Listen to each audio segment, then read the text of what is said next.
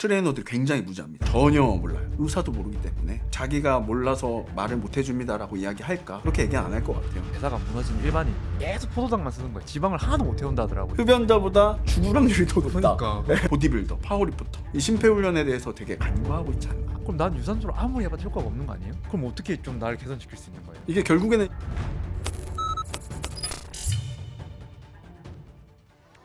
출간 12개월 만에 150만 부를 돌파한 화제의 신간 질병 해방에 대해서 오늘 한번 이야기를 해보도록 하겠습니다. 이 책은 단순히 잘 사는 것을 넘어서 건강하게 사는 법에 대해서 이야기를 합니다. 그리고 그 방법으로 가장 강력한 약물이라는 운동에 대해서 주로 이야기하는 책인데요. 근데 이제 문제는 이 운동이라는 거를 우리가 단순히 알약을 먹는 것처럼 그냥 쉽게 먹을 수 없기 때문에 좀 이 운동이라는 걸 잘하기 위해서 노력도 해야 되고 거기에 맞는 지식도 얻어야 된다고 합니다. 그러면서 한편으로는 지금 현대의학이 운동이 중요하다고 말은 하지만 정확히 구체적으로 뭘 어떻게 해야 되는지는 알려주지 않는다고 하면서 운동에 대해서 구체적인 것들을 많이 이야기하는데요. 오늘은 이런 것들을 함께 이야기해 보도록 하겠습니다. 그래서 오늘 특별 게스트를 모셨는데요. 간단하게 자기소개 부탁드리겠습니다. 안녕하십니까. 저는 굿머슬 TV로 활동하고 있는 운동생리학 박사 정송영입니다. 와, 반갑습니다. 이 책 일단 어떻게 좀 읽으셨어요? 가장 좋았던 거는 네. 약간 편향되지 않는 책이었다. 그러니까 뭔가 기존에 있는 책들을 보면은 건강과 관련된 뉘앙스를 가지고 있는 책들을 보면은 키토제닉이라든지 혹은 어떠한 다이어트 방법 혹은 어떠한 식단 혹은 어떠한 무슨 이런 특별한 무언가가 있는 것처럼 네. 그거 위주로 약간 이제 이야기를 풀어가는데 네. 아니면 사실 처음에는 약간 그런 걸 숨기고 있다. 맞아. 점차 뒤로 가다 보면 뭔가 나를 가스라이팅하는 느낌의 맞아, 책을 맞아. 만들어내서 네. 사실 제가 그런 책들을 별로 좋아하진 않아요. 네. 근데 초반에 이 책에서 나오는 내용들 보면은 이제 자기는 약간 편향된 사람이 아니고 종교적으로 뭔가 이런 종교적인 뭔가 이 색깔을 가진 이런 책이 아니다. 네. 그래서 뭐 이렇게 해도 좋고 약간 저렇게 해도 좋으니까 뭔가 약간 시도해 보아라. 약간 이런 느낌의 책이어서 일단은 처음에 가벼운 마음으로 읽었고 전문적인 내용들을 쉽게 풀어내는 것들에 있어서 되게 재미있었어요. 아, 그렇죠. 능력이 좋구나. 의대생이었더만요. 그래서 의사를 하다가 의사를 때려치우고 뭐 지금은 의사 비슷한 뭔가를 하시는 사업을 하시는 것 같던데, 근데 되게 전 좋게 봤던 게 그 현대의학이 가진 단점들을 엄청나게 이렇게 얘기하면서, 그래서 그걸 극복하기 위해서 우리가 조금 더 뭔가 본질적인 걸 해결해야 된다. 뭐 예를 들면 폐암이 걸린 걸 막으려면 담배를 끊어야 된다. 약간 이런 걸, 폐암을 뭐 예방한 약을 만드는 게 아니고 뭐 그런 걸 얘기하는 사람이어가지고 또 저는 좀 제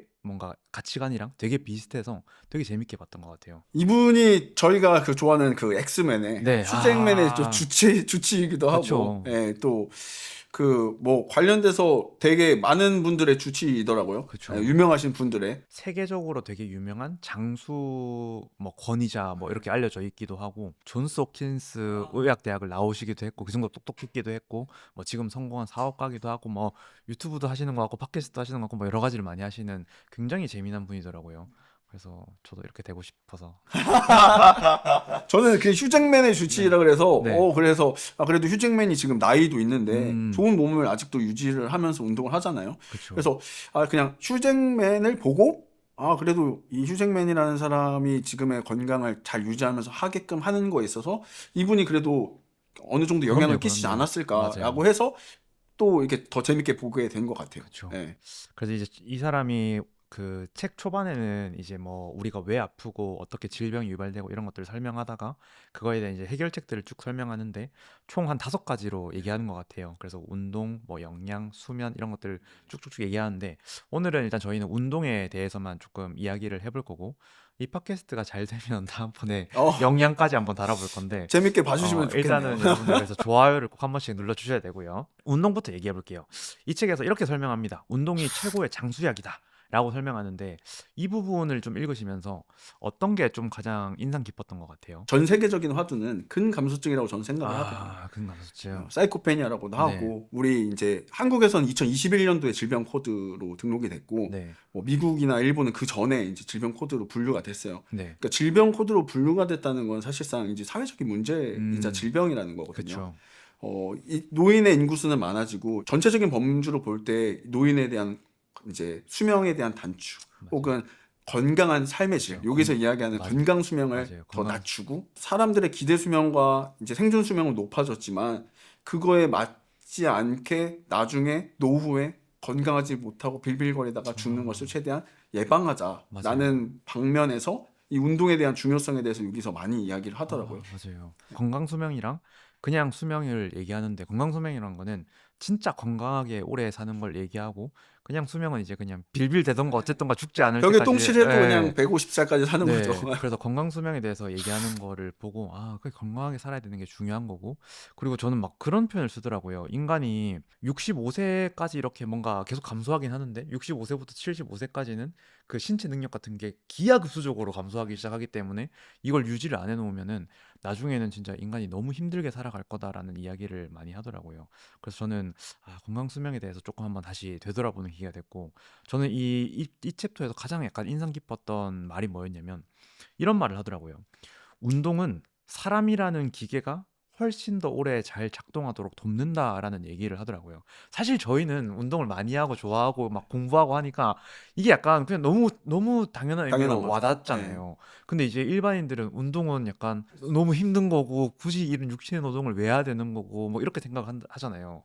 그래서 저는 이 부분이 가장 좀 뭔가 저한테 굉장히 와닿는 구절이었던 것 같아요. 유튜브의 구독자분들의 90% 이상이 네. 운동을 아마 하시는 그쵸. 분들일 거예요. 그래서 사실 그 여기서 다루는 근감소증이라든지 네. 아니면 뭔가 그런 뭐 심폐 능력의 좀 저하 이런 것들은 사실 크게 없다고 생각하거든요. 네. 근데 우리 주변의 친구들 그리고 우리 음. 주변의 부모님들과 맞아요. 그 외의 사람들을 보면은 아마 운동을 주기적으로 하시는 사람들은 많지는 않을 맞아요. 거예요. 만약에 한다 하더라도 단발적으로 했다가 그쵸. 안 했다, 맞아요. 했다가 안 했다가. 근데 이런 분들이 사실상 우리 주변에 90% 이상인데 이분들이 결국에는 그 문제를 가져가는 사람들이고 그 다수가 되는 거기 때문에 네. 이분들을 위해서 우리가 운동에 대한 지침을 줘야 된다라는 게 사실 이 책에서 말을 하는 맞아요. 내용인데 맞아요. 기존의 의사들은 그거에 대한 지침을 구체적으로 주지 않는다. 맞아요. 이 구체적으로 주는 방법에 대해서 사실 이제 되게 저는 재밌게 봤던 게 의사도 모르기 때문에 의사도 모르기 때문에 의사가 구체적으로 줄 수 없다. 네.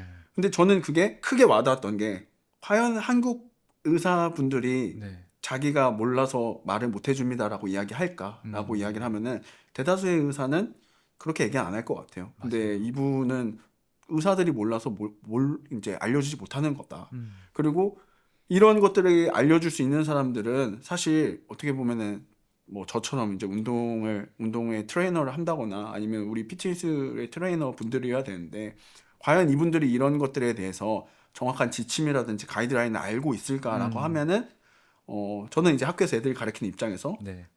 아직은 좀 미비하다. 그쵸. 아직은 미비하다. 맞아요. 하지만 그래도 대한민국의 피트니스 문화는 점점 더 발전돼 가고 있는 맞아요. 중에 있다. 그래서 여기서도 이제 딱 그 선생님 말씀하신 거 그대로 나오는데 그 여기서 말하는 의학 2.0은 현대의학을 말합니다. 의학 2.0은 그저 말로만 운동이 중요하다고 떠들고 있을 뿐이다.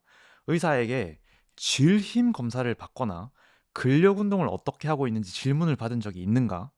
의사가 당신의 최대 산소 섭취량을 물어본 적이 있는가? 또는 근력이나 최대 산소 섭취량을 개선하는 운동 방안을 제시한 적이 있는가? 아마 결코 없을 것이다.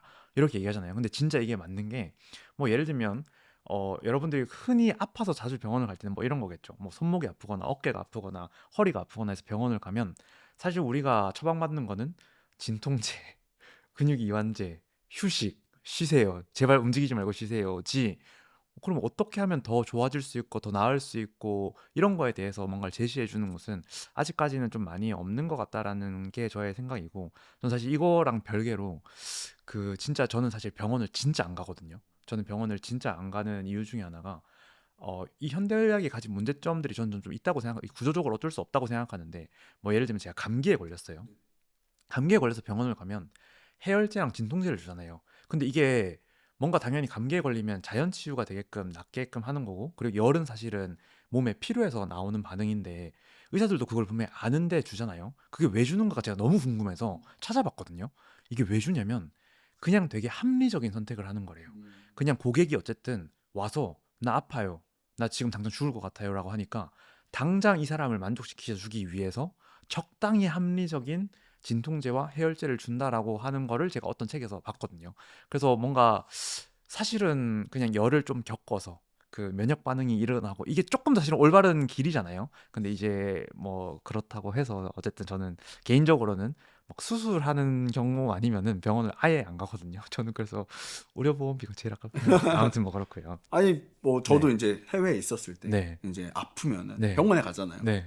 근데 가면은 뭘 해주지 않아요. 맞아요. 그냥 무슨 차를 마셔라. 그래서 아니 진짜 병원에 왔는데 차를 네. 나보러 마시라고. 그래가지고 맞아요. 차를 마시라고. 그러면은 뭐 가라고. 차 마시고 가. 그렇죠. 기다리는 것도 엄청 기다려야 되는데 맞아요. 차 마시세요 하고 딱 가버리니까 또 한국은 근데 사실 이제 약을 다 주잖아요. 맞아요. 무조건 약을 그리고 주죠. 약을 또 굉장히 많이 맞아요. 줘요. 그래서 그런 것도 저한테는 조금 좀 너무 남용 아닌가 약간 이런 느낌. 그래서 사실 저도 병원 같은 경우는 크게 아프지 않고서는 거의 잘 안 가는 편이에요. 맞아요. 웬만해서는. 예. 그렇죠. 대신 이제 검진은 많이 받죠. 맞아요. 예, 검진은 받아야 돼요. 예. 자, 그래서 여기까지가 이제 이분이 의학이 가진 문제점과 운동이 왜 중요하고 이런 것들을 좀 설명했고, 우리가 이제 어떻게 구체적으로 운동을 해야 되는지에 대해서 이야기를 하는데, 심폐체력, 근력, 안정성 이렇게 세 가지에 대해서 이야기를 하거든요. 그래서 첫 번째는 이제 심폐체력에 대해서 먼저 한번 이야기를 해볼게요. 사실 저는 이 심폐체력에 대해서 거의 몰라요.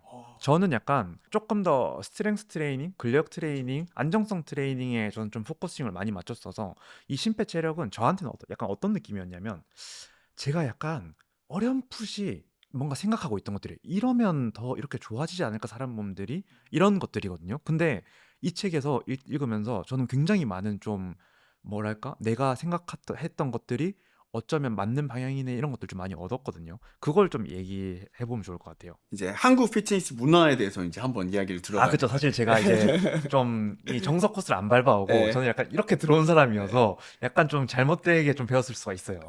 근데 아마 그렇게 배우셨어도 똑같았을 거예요. 그래요? 예, 이제 사실 한국 피트니스 문화의 좋은 점보다는 안 좋은 점을 제가 이야기하려고 하는 것 네. 같아요.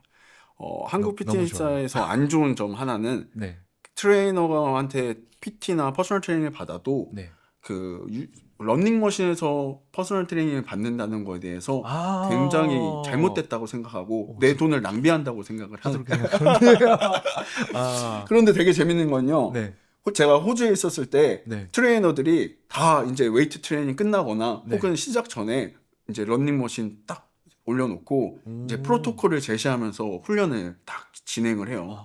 그러면은 그걸 보면은 이제 할머니도 혹 뭐 이제 아줌마도 뭐 이제 우리 아버지 나이대 분들도 그 프로토콜에 따라서 옆에서 이제 트레이너가 약간 이제 푸시를 좀 해주고 다시 이제 릴렉스 할 때는 이제 호흡 어떻게 컨트롤 하세요, 뭐 해주세요 하는 것들을 다 해주더라고요. 그래서 저는 이제 운동생리학 박사예요. 네. 심폐 능력이 왜 중요한지 알잖아요. 네. 결국에는 이 심폐 능력, 유산소성 능력이 높아진다는 거는 사실 이제 우리가 이제 신체 내에서 가장 중요한 우리 미토콘드리아를 더 질 좋게 만들고 더 많이 만들 수 있는 방법이거든요. 맞아요.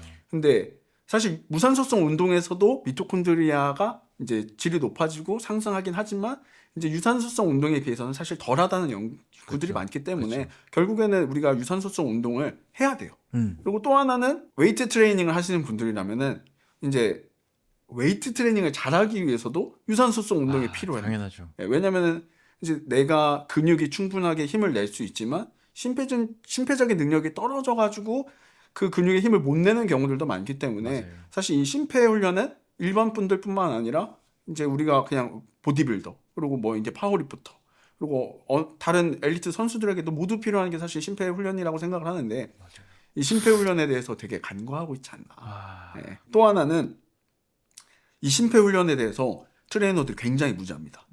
전혀 몰라요. 맞아요. 네. 전혀 무지한 게 맞습니다. 그러니까 이게 존에 대한 개념도 없고 네. 이것도 사실 요즘에 많이 좋아진 맞아요. 거는 요즘에는 많이 이제 러너들이 생기면서 맞아요. 러닝이 붐이 불면서 네. 사람들 많이 관심 네. 생겼죠. 그리고 그 전에는 이제 히트라고 맞아요. 하이인텐시티 인터벌 맞아요. 트레이닝이 맞아요. 있으면서 우리가 이제 뭐 폴라나 네. 혹은 이제 워치를 통해서 이제 해외에서는 그룹 운동하면서 이렇게 스크린에 심박수 탁 띄워놓고 네. 지금 존 4까지 못 올라왔어요. 존 5까지 못 올라왔어요. 더 움직여야 돼요. 막 가가지고 이렇게 얘기를 하거든요. 근데 한국은 그런 시스템은 사실상 없으니까 이 존에 대한 개념도 없고 웨이트 이제 퍼스널 트레이너는 웨이트만 시켜야 되는 약간 이런 느낌을 가지고 있는 것 같아서 그런 것들이 저한테는 너무나 아쉽고 근데 이거를 바꿔 나가려면은 사실 이제 전체적으로 이제 모두가 바꿔야 되는 분위기여야 되는데 그렇죠. 이게 유산소적인 능력은 3km 몇 분 뜁니다 이렇게 가지고 다니지 않잖아요. 그렇죠. 근데 한국 사람들은 또 보이는 걸 좋아하는 맞아요. 사람들이니까 웨이트 트레이닝 하면 실질적으로 보이는 게 있으니까 또 재밌게 하는 것 같습니다. 네. 저는 이게 유산소가 왜 좀 막연하게 좀 중요하다고 좀 생각을 했었냐면, 제가 이제 뭐 유튜브를 하다 보니까 여러 인플루언서들을 많이 만날 거 아니에요. 근데 제가 본 사람들 중에 이상하게 몸이 좀 좋거나 뭔가 이 사람은 1년 내내 몸이 좋거나 하는 사람들 보면 약간 취미가 달리기예요. 약간 달리기라는 취미를 가지고 있는 사람들은 뭔가를 해도 체지방이 많이 끼지가 않는 거예요.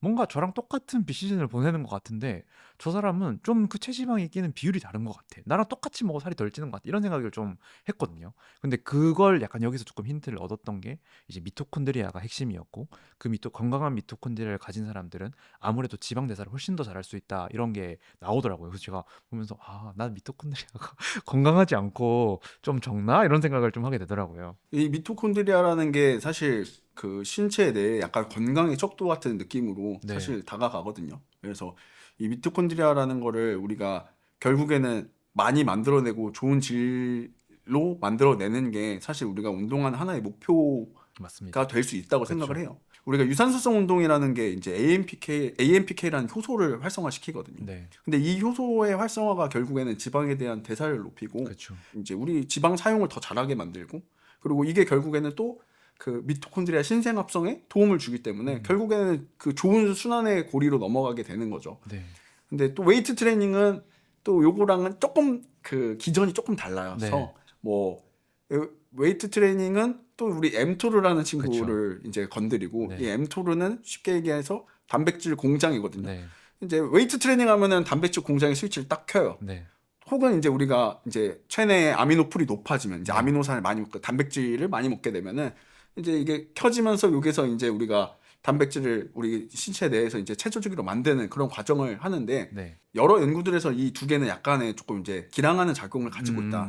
이제 대비적인 걸 가지고 있지만 결론적으로 얘기하는 거는 그렇다고 둘 다 안 해서는 안 된다. 그렇죠. 둘 다. 둘 다 해야 된다. 맞아요. 둘 다 하면 더 좋다. 약간 이런 게 결론적으로 가는 것 같아요.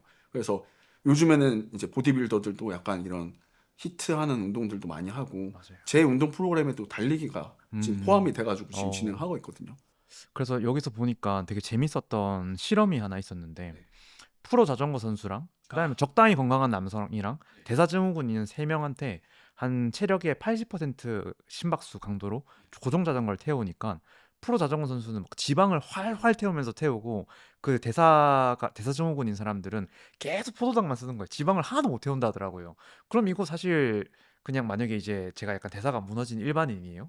그럼 난 유산소를 아무리 해봐도 효과가 없는 거 아니에요? 사실상 맞는 겁니다. 그럼 어떻게 좀 나를 개선시킬 수 있는 거예요? 이게 결국에는 심폐 능력을 높여서, 네, 그러니까 나의 이제 존투의 구간을 높이는 게 사실상 가장 좋아요. 그 나의 최대 심박수에 우리 60에서 70%를 존투 구간이라고 이야기를 하는데, 네. 그러니까 내 최대 심박수가 높지 않으면은 우리는 존투도 낮은 거야. 그렇죠. 예. 그러면은 결국에는 우리가 존투를 높이는 게 이제 우리는 더 많은 지질의 대사가 일어나고 미토콘드리아 신생합성이 되는데, 이 사람한테는 이미 너무 낮아서 조금만 움직여버려도 존투를 넘어가 버리니까. 이해가 되시나요? 네. 이해가 그 존 3로 넘어가 버려, 존 4로 넘어가 버리니까 이제 이 책에서는 이 존투의 훈련을 해야 된다. 맞아. 이 존투의 훈련은 너무 지질 대사에도 치우쳐지지 않고 너무 포도당 대사에도 치우쳐지지 않는 딱 그 중간에 딱 우리가 이제 운동을 하다 보면 젖산염이 생기잖아요. 이게 젖산염과 수소가 만나면 약간 그 타들어가는 느낌이 들어요. 근데 그 느낌이 들어가기 그 전 단계가 맞아. 우리 존투 단계고, 그렇죠. 이 단계에서는 지방 대상에도 좋고, 그리고 이제 심폐 능력 향상에도 좋고, 그래서 전체적으로 좋다. 이 존투를 우리가 높게 만들려면은 결국에는 우리가 심폐 능력을 통해서 내가 이상적인 나의 나이대에 맞는 이 존에 맞춰져야 좋은 거다. 그러지 않고서는 우리가 계속 그 이상으로 넘어갈 거다. 맞아요. 스포츠 심장 아시죠? 네, 스포츠 심장이 심박수가 빨리 오르고 그렇죠. 빨리 떨어지는 게 스포츠 심장이거든요. 맞아요. 근데 이게 보통 일반인분들 같은 경우는 일단 끝까지 못 올려요. 맞아. 네, 맞아. 일단 끝까지 못 올려. 왜냐면 끝까지 올릴 힘이 없습니다. 그 전에 예. 근육들이 페일하죠. 예, 그래서 이미 이 엄청난 이 젖산의 영향으로 이제 아파서 움직이지 못해. 맞아요. 그러니까 이제 막 입에서 단내 나고 막 이런 상황이 일어나고 네. 그리고 만약에 올렸다 해도 이제 갑자기 저혈당 쇼크가 나타나던가 아니면 뭔가 문제가 생기거나 쇼크가 일어나서 쓰러지거나 아니면 회복하는데 한 14시간 걸리거나 그렇죠. 쓰러져 있는데도 사실 이렇게 막 하고 괜찮으세요 하면 이제 일어나잖아요. 네. 이제 트레이닝 하다 보면은 그러면은 괜찮아진 것 같아요. 근데 그거 완전하게 회복하는데 거의 반나절 이상 걸리거든요. 그러면은 사실 우리가 이제 적절한 강도를 찾는 게 사실상 중요하다. 맞아요. 그래서 이제 제가 아까도 얘기했듯이 트레이너들이 네. 이 회원에 적절한 강도를 설정해 줄 수 있는 그런 이제 지식을 갖고 있어야 되는데 그런 지식을 기르는 공부를 또 해야 된다. 맞아요. 그래서 이제 뭐 이 책에서는 존2를 약간 어떻게 얘기를 하냐면 옆 사람하고 이야기는 할 수 있는데 이야기를 하고 싶지는 않은 그 정도의 강도가 존2라고 하고 근데 여기서 되게 재미난 표현이 나왔는데 프로 선수들의 존2는 너의 존5다라는 그쵸, 부분이 그쵸. 나오더라고요. 네. 저는 이거 보고 그래 계속 이 유산소 능력도 길러 나가야 되는 능력이구나라는 생각을 좀 많이 했고 그래서 이제 이 책에서 권장하는 거는 일주일에 한 3시간은 해야 된다고 하거든요. 45분씩 4번, 존2를 45분씩 4번, 그러니까 총 3시간 정도의 양은 채워야 된다고 하는데 저는 이렇게 많이 해야 되는지는 몰랐어요. 유산소성 능력과 무산소성 능력은 약간 이게 그 유지하는 기간이 달라요. 그러니까 유산소 능력은요 일주일만 안 해도 뚝 떨어집니다. 그래요? 네. 근데 웨이트 트레이닝 저항 운동 같은 경우는 네. 2주 정도까지 해도 크게 떨어지지 않아요. 네. 혹은 2주 하더라도 우리 최소 뭐 한 부에 한 1, 2세트만 진행하더라도 맞아요. 떨어지지 유지돼요. 않는다고 맞아요. 하더라고요. 그래서 근데 유산소적인 능력은 일주일만 돼도 떨어지기 때문에 저는 이제 이전에 뭐 박태환이나 국가대표 선수들 트레이닝을 하면서 네. 이제 시합 막바지 기간에 이제 테이퍼링 기간을 설정할 때 이런 것들에 대한 연구들을 보고 좀 이제 진행을 하는 편이거든요. 와, 유산소는 테이퍼링 함부로 하면 안 되네요. 함부로 하면 큰일 나죠. 그러네요. 네. 그래서 이제 어떤 종목이냐, 뭐 100m 선수냐, 200m 선수냐 또 다르고 네. 또 재밌는 거는 여성 운동 선수들 같은 경우는 막판까지 웨이트 트레이닝을 하는 게 더 이상적이래요. 저 강도 안 네, 맞아요. 남성보다 이제 그런 웨이트적인 능력, 이제 우리가 이야기하는 운동에 대한 부하 강도가 떨어지는 게 더 심하기 때문에 여성 운동 선수들 같은 경우는 웨이트 트레이닝에 대한 것들을 일주일 전까지 하는 게 이상적이다. 하지만 남자 같은 경우는 2주 전에 그만하고 이제 본인 종목의 훈련에 더 치우치는 것도 괜찮다라고 우와, 이야기를 하죠. 재밌다. 트렌드는 계속 바뀌긴 하지만 그렇죠. 트렌드는 계속 근데 바뀌죠. 이제 요거에 대한 원리나 기전은 사실 비슷하니까. 네. 좋아요. 그렇게 하고 난 다음에 이제 또 최대 산소 섭취량에 대해서 VO2 max에 대해서 드디어 나오는데 저는 거의 이 부분에 대해서 좀 무지하거든요. VO2 max 도대체 이거 뭐 왜 해야 되고 저는 이게 왜 좋은지도 모르겠고 약간 그런 영역이었는데 이 책을 읽고 내가 최대 산소 섭취량이 높아져야지만 결국에는 더 이렇게 뭔가 그 밑에 존투가 결국엔 또 올라가면서 더 이렇게 또 선순환하는 거구나를 또 알게 되면서 뭐 그랬던 것 같은데 이 최대선 섭취량 왜 중요하고 뭐 어떻게 운동해야 됩니까? 이건 도대체. 최대 산소 섭취량은 요 책에서 나와 있는 네. 거는 엘리트 선수와 다를 게 없다라고 이야기를 하거든요. 네. 되게 재밌게 최대 산소 섭취량 훈련은 힘든 게 제맛이다. 맞아요. 약간 이런 느낌이죠. 맞아요. 그래서 여기서 얘기하기는 존2의 훈련을 진행을 하는 건 당연한 거고 일주일에 한 번에서 두 번의 최대 산소 섭취량 형태의 훈련을 진행해라.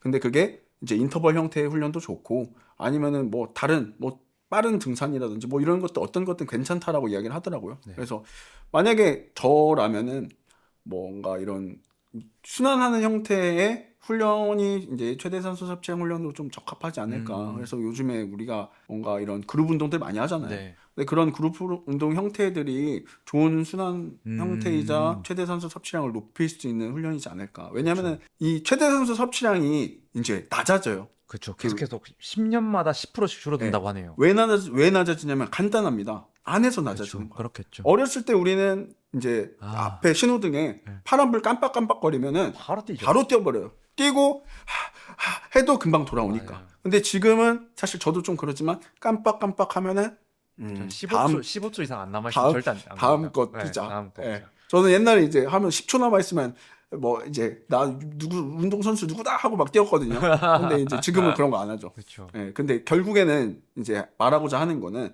이제 우리가 나이가 들수록 그렇게 심박을 높이는 훈련을 하지 않기 때문에 그 기능은 떨어지는 거다. 이제 근감소증은 결국에 노화라고 이야기를 많이 했었어요. 예전에는. 네. 노화는 근감소증이다. 근데 요즘은 추세가 그렇지 않습니다. 오, 그래요? 너가 움직이지 않고 너가 활동하지 않고 너의 기능이 잘못돼서 근감소증이 오는 거다. 그렇죠. 그게 그래서- 맞는 거죠. 그래서 나이가 들어서 오지 않고 젊은 친구들도 근감소증이 나타난다. 아, 네. 맞아요. 뭐 영양적인 부분들도 있겠지만 사실 최대산소 섭취량이 또 중요한 이유는 이 최대산소 섭취량이 실질적인 수명과의 연관관계가 크기 때문에 크죠. 예, 그리고 관련된 연구들이 굉장히 엄청 많다 하더라고요. 다양하고 네. 광범위하고 신뢰도가 높고 그렇기 때문에 최대산소 섭취량이 중요하다고 이야기를 하는 거거든요. 재밌는 게 이 책에 나왔던 내용들 중에 흡연자보다 맞아. 흡연자보다 최대산소 섭취량이 하위 20% 미만의 그룹 사람들이 죽을 확률이 더 높다. 그러니까 흡연자보다 안 좋다는 네. 게 좀 더 충격적이었어요. 그러니까요. 그래서 흡연자가 사망률이 40% 더 높은데 네. 20% 미만의 최대산소 섭취량을 갖고 있는 사람들이 50% 이상의 사망률을 갖고 있다는 게 그렇다고 이제 담배 피고 유산소 하라는 말은 절대 그쵸. 아니고 절대 아니죠. 여기서도 그 얘기를 꼭 하더라고요. 맞아. 혹시 사람들이 잘못 이해할까? 아, 중요한 거는 최대산소 섭취량 훈련을 해야 되고 그러한 형태의 훈련은 힘들 수밖에 없다. 맞아요. 그래야 최대산소 섭취량 훈련이 되니까. 그래서 이제 이 책에서는 그 훈련법으로 어떤 걸 좀 제시하냐면 그 최대 4분 정도 내가 엄청 힘들게 뭔가 운동할 수 있는 걸 하고 4분 동안 쉬면서 심박수를 100 아래로 떨어뜨리고 그리고 그걸 4번에서 6번을 반복하라고 하더라고요. 이거 근데 제가 한번 해보려고 했거든요. 전 천국의 계단이 있어서 죽어요. 심박수를 한 번에 팍 올리는 능력이잖아요. 네. 그 능력이 결국에는 내가 심장을 얼만큼 펌핑을 잘 시킬 수 있는가에 대한 능력인데 조금 이제 사설을 넣으면은 네. 제가 이제 특수임무 종사자들을 위한 이제 트레이닝에 대한 교육을 받으러 네. 이제 미국의 콜로라도에 한번 갔었거든요. 네. 근데 거기서 이제 경찰 트레이닝을 하는데 경찰들 같은 경우는 저희가 생각하기엔 되게 활동적인 것 같잖아요. 근데 주로 좌식 생활. 앉아서 기다리는구나. 뭐. 이제 차 안에서 이렇게 기다리고 있다가 심박수가 갑자기 존 4, 5까지 올라간다. 누군가를 잡으러 가거나 혹은 특별한 상황이 나타나기 때문에 네. 그래서 그런 사람들을 위한 훈련을 할 때 경찰들이나 특수임무 종사자들에 대한 훈련을 진행할 때 비슷한 형태로 훈련을 합니다. 오. 최대한 안정시 심박수로 만들어 놓고 만들었고 막 올렸어요. 그 다음에 급격하고 이제 준비되지 않는 신호와 함께 네. 훈련을 시작합니다. 오. 네. 그리고 그 훈련의 강도는 굉장히 잔인해야 돼. 그리고 지속성이 높아야 돼. 네. 이게 결국에는 그분들한테의 특이적인 상황이니까. 그러네요. 근데 우리가 여기서 추천하는 방법도 사실상 최대한 낮추고 최대한 높이고 최대한 낮추고 최대한 높이고가 결국엔 최대산소 섭취량을 높이는 데 있어서 이상적인 형태다. 그래서 아무튼 뭐 전 여기까지 읽으면서 좀 유산소를 진짜 게을리하면 안 되고 그러니까 나의 건강을 위해서라도 좀 꾸준히 해야겠다라는 생각을 했었습니다. 그리고 이제 그 다음 나오는 챕터가 이제 근력. 드디어 이제 좀 제가 좀 좋아하고 그리고 선생님과 같이 좀 중요하게 나눠볼 수 있는 챕터인 것 같은데 이 근력하다가 되게 재밌게 봤던 게 섹스하기. 섹스하기. 근육 양을 늘려봤자 결국엔 내가 뭔가 움직임이라는 걸 잃어버렸다면 1차원적인 운동선수였다라는 얘기를 하더라고요. 저 엄청 충격 먹었어요. 제가 이랬거든요. 460마력짜리 자동차 그것보다 3분의 1 출력을 가진 경주용 자동차를 타니까 훨씬 더 빨리 가더래요. 그 이유가 뭔지를 보니까